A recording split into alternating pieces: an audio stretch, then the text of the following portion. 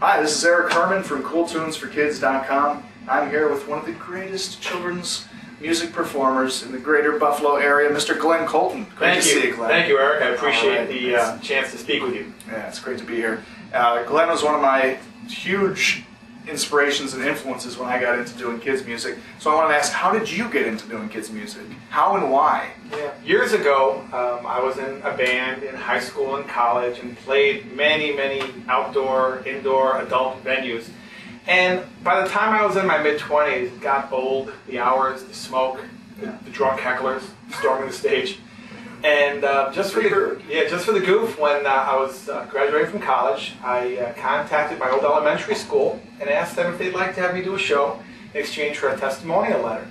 And they said, sure, the price is right, it was a free show.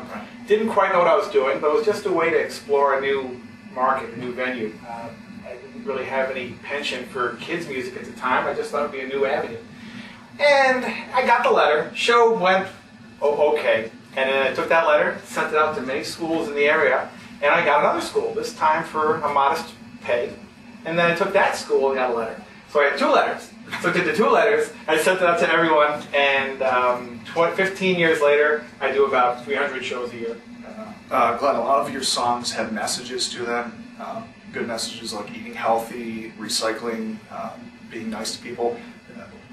Do those songs like that, is that something that you're, from your personality, your personal perspective, that you want to get across to kids, or are you trying to fit something to school curriculums, or is it a combination of both? Or how does it is a combination of both.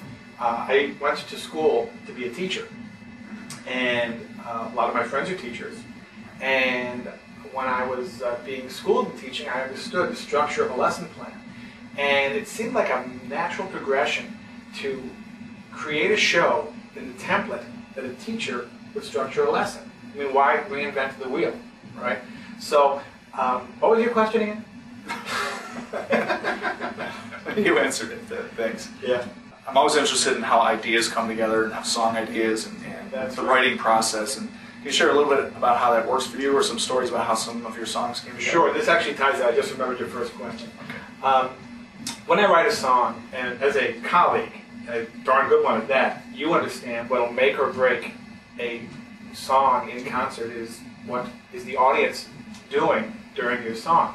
So when I create material, my thought in the song is not, oh, can I hit the triple C? You know, can I play the D seventh diminished chord? And it's the first criteria is what will the audience be doing during this song. So when I write a song, there's certain elements that have to congeal together. Using the rewriting process, you ultimately arrive at this piece that has the right key for the kids. It has the tempo that's what you're looking for to fit into the whole show. Maybe you have a tempo that you love, but it's not really represented, so you write a song to fit this groove you like. The message is one song in a context of a whole overarching theme. Character Education is one of my popular shows. And the reason I do this, yes, it's wonderful, and I do believe in what I'm speaking, and I do it for the greater good. But the bottom line is, you, as an artist, need to have material that addresses a need. And if I can fill a need to that degree, that will how my needs are filled in terms of more bookings. So if I think of the other guy, what are they looking for? That gets converted to what I'm looking for, which is more shows. Right, good. I know a lot of times, I write songs and I think, oh, this is going to be a great participation song, or sometimes you like do Bounce that. and Flap and Twist? Yeah, okay. I love that song. And then other times I just write a song because I get an idea for a certain song, and then later I have to think, can I even perform this? I don't know. Like Bluebeard, Blackbeard, and Redbeard? Oh, I perform that. But you have to find a way that. But you're saying you do it more up front, where you, right when you're creating the song, try to make sure there's a way ahead of time for kids to participate with it. And on one hand, there's an infinite number of ways to do it. On the other hand, there's a limited number of ways to do it. Yeah. What I mean is, you want to find a way to have the participation work that doesn't duplicate. Like if every song has, okay kids, repeat after me, it gets kind of old. So you want to take different variations of the participation themes. So that's another element that goes into the mix, into the stew. You do a terrific job of that. So do you. Different ways. So do you. Thank you. You have published your first interactive book, and it includes a CD and CD-ROM. It's called Mr. Ducky Wucky, The Wonderful Secret. And I wanted to ask, how is the process different for creating and publishing a book as opposed to creating music? It's a lot more expensive. Yeah. It is. It's a lot more expensive. This particular product was a collaboration with a graphic artist as opposed to a CD, pretty much being one person's pulling the strings. What's different? It was actually, again, How I Write a Song was the same way that book was approached. What would, in its finished form, will it accomplish for the need of an elementary school teacher? And the purpose of this book was to crystallize everything I'm about and put it into a fun story that has songs. Just like a movie has a soundtrack, has songs that connect to each scene in the book. So that the book has a soundtrack, and coincidentally, the songs in the book are my most popular, beloved songs that schools over the years tell me they have embraced in their morning announcements, characters, song of the month, whatever.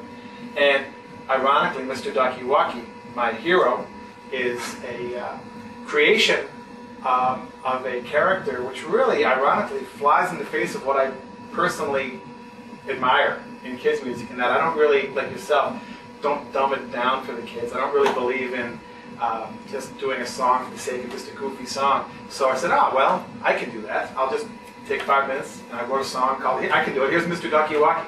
And guess over the years, which is my most popular song. Yeah. So the joke's on me.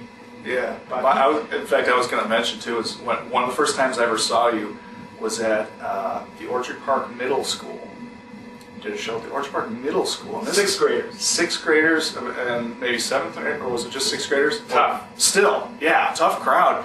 And you did Mr. Ducky Wucky, and I had heard that before. I thought that's a great song, but I always thought, well, it's a great song for young kids. Yeah. But then they were singing along and just as enthusiastic as could be, and I was so impressed. And how do you approach an audience like that as opposed to younger kids? Don't be too impressed. I'll tell you why. They embraced it because those very same kids grew up hearing that song in their younger days. So to pretend that would happen by winter or cold would be a fallacy. Okay. I thought that might have something to do with it. Yes, but still though, it's a testament to how much they loved it. That even they're 12 years old or something, they still very enthusiastic about it. Well, it gets even more. You play it out. Towns that are a K-12 building all under one house. I'll do a show, and the seniors might be just like walking by, and you'll see me setting up.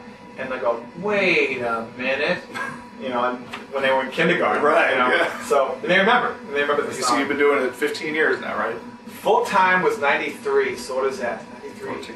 14 years. But I dabbled in it before. So you've covered the whole range of school for some kids. Some kids, but I'm sure it's the same out in Northwest. There's a lot of people soliciting the schools, and there's a lot of choices schools have. So. You have to really give everything you can to every show because people vote, with their pocketbook, and they have so many choices.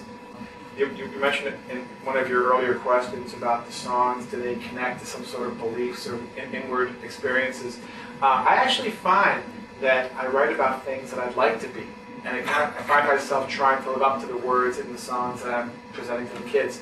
And years ago, I wrote a song called "The More You Put Into It, the More You Get Out of It." And whatever theme of the many shows the school picks, I always make time for that song because that really, what more do you have to say? Yeah. If someone said, Glenn, you got 3 minutes, do a song, that would be the one that I think says it all. The more you put into it, the more you get out of it. So when I go to the schools, I really try to not dog it, just to give them everything.